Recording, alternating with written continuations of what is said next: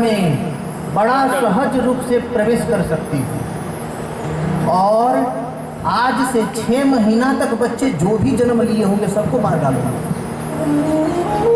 कंस को इतना बात सुनने के बाद तो बड़ा प्रसन्न हुआ, तुम तो बहुत अच्छा उत्तर दिए, बस मेरे को आदेश है।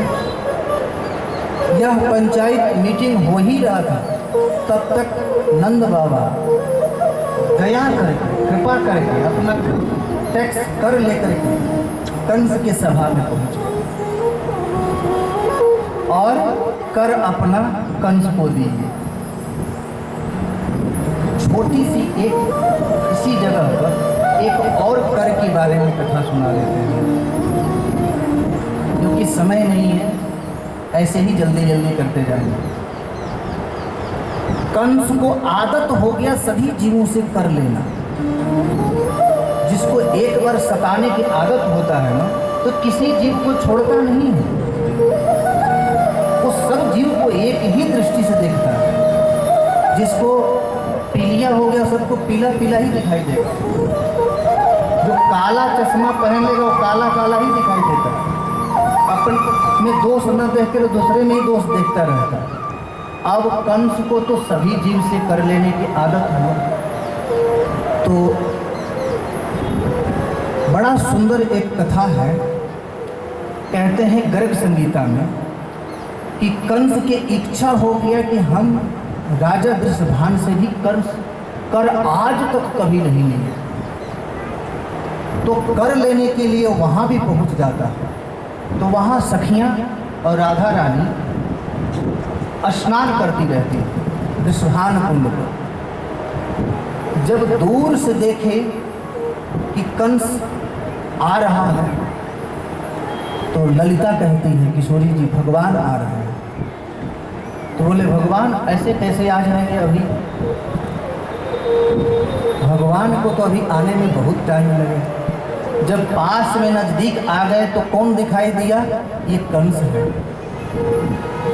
तब राधा रानी को बहुत तेज गुस्सा आया, वृषभान कुंड की जल ली और लेकर के अभिमंत्रित करके कंस के ऊपर छोड़ दी। वो पुरुष से स्त्री बन गया। और राधा रानी ने बोली तुमको यही दंड है कि तुम सभी जीवों को कर लेकर के आदत तुम बिगाड़ लिए, और यही 6 महीना तक तुम कंडे यानी गोईठा बनाते रहो गोबर से। 6 महीना बाद राधा रानी ने मुक्त की कंस। तो किसी जीव की जो आदत है, ये आदत छोड़ दे। आदत क्या रखे, 3 चीज। मैं परमात्मा का हूँ, परमात्मा मेरा है, परमात्मा और मेरे में क्यों थोड़ी सी अंतर है। हम अनादि अनंत काल से भटक चुके हैं भगवान से, और भगवान हर समय हमें अनादि अनंत काल से हम पर दया ही करते आ रहे हैं। बस हमें अपनी सारी इंद्रिय तृप्ति को छोड़कर भगवान के चरण कमल में लग गए। अब नंद बाबा कर दे रहे हैं मथुरा में आकर, कर दे करके जैसे गोकुल के लिए चले, तो उनको याद आ जाता है क्या, अरे हमारा परम प्रिय मित्र वासुदेव जी बड़ा कष्ट में और हम मुक्त हैं। उनको जितना हो सके उतना हमें उनसे मीठा शब्द बोलना चाहिए, हो सके तो इसी कारागार से मुक्त कर देना चाहिए, या उसे मुक्त करने की उपाय ढूंढना चाहिए। नहीं ढूंढ पाए तो कम से कम उनसे मुलाकात तो कर लें। सुखदेव जी महाराज कहते हैं परीक्षित, नंद बाबा जब कारागार जाते हैं वासुदेव जी से मिलने के लिए, तो वासुदेव जी नंद बाबा को देख के घबरा जाते हैं और भयभीत और डर जाते हैं। तो परीक्षित पूछते हैं कि प्रभु नंद बाबा इतना वासुदेव जी क्यों नंद बाबा को देख के डर रहे हैं?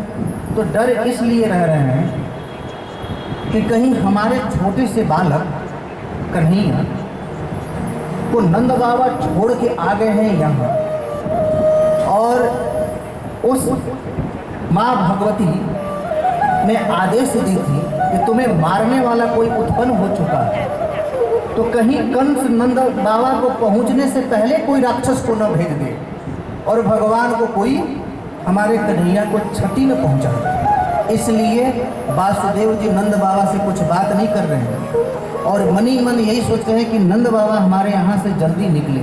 और नंद बाबा पूछ रहे हैं कि आप कैसे हैं, आपको इसमें कोई कष्ट तो नहीं हो रहा है, आप चिंता ना करें, मैं आपको बहुत जल्दी इस कारागार से मुक्त करने के लिए ब्रह्म से ईश्वर से प्रार्थना करूँगा और जल्दी ही आप मुक्त हो जाएंगे। ऐसे कह करके वासुदेव जी कह रहे हैं कि नंद, मुझे तुमसे बहुत गोपनीय एक चीज कहना है,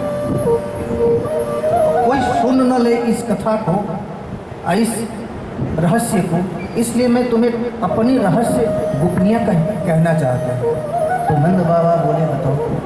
हमारे लाला पर ऐसे अकस्मात होता है, डायरेक्ट नहीं बोल रहे हैं वासुदेव जी, कह रहे कि हमारे लाला पर ऐसा अनुभव हो रहा है कि कोई न कोई ग्रह आने वाला है, हो न हो कोई ग्रह आ न चुका हो, तो आप ऐसा करें कि जितना शीघ्र से शीघ्र हो जाए आप गोकुल पहुंचे। गोकुल पहुंच करके अपने हमारे बच्चे को सुरक्षित रखें। जैसे यहाँ आते हैं तो भगवान वासुदेव नंद बाबा से पहले ही कौन पहुंच गया? पूत घातनी पूतना पहले ही पहुंच गई। अब पहुंच के क्या किया उसने? तो बड़ा सुंदर सज धज करके ऐसी सुखदेव जी महाराज वर्णन करते हैं कि इतना सुंदर पोतना ने स्वरूप पकड़ी कि गोकुल की नगरी में रहने वाले जितने ब्रजवासी हैं सब पूतना के स्वरूप को देख करके मोहित हो गए। कोई कहे कि साक्षात स्वर्ग से लक्ष्मी महारानी अवतरित हुई है, कोई कहे ये साक्षात कोई देवी है, कोई दुर्गा है। ऐसी ऐसी बातें होने लगी। और पूतना ने क्या चालाकी से की थी अपना स्वरूप, इस अपनी स्वरूप ठीक यशोदा मैया के पकड़ में कि राजमहल नंद बाबा के महल में प्रवेश करने में कोई किसी प्रकार का बाधाएं न आए और कोई मुझे रोक न पाए, इसलिए यशोदा मैया की